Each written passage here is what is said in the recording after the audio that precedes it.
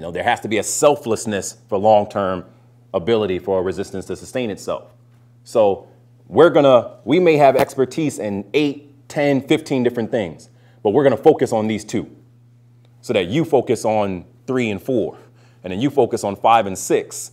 And we're going to be very clear about that and how we mobilize, because if I bring multiple groups to the table, that's how we can be more effective. Going back to the example I used for Raise the Age, there were a lot of members of the Raise the Age coalition.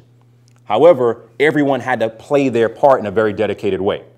And if you think about it in that way, then you could say, you know what, if we're trying to get 1 year, 5 years, 10 years, 20 years down the line, and we're not just thinking about trying to have success this year, it allows us to then shift our priorities.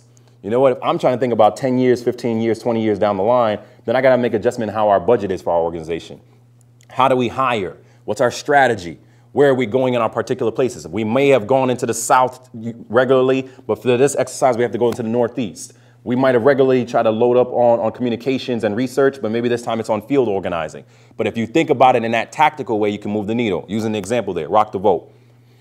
News organizations, artists, actors, actresses pushing for youth engagement in that way, expanding the voting that happened in 2008 and beyond.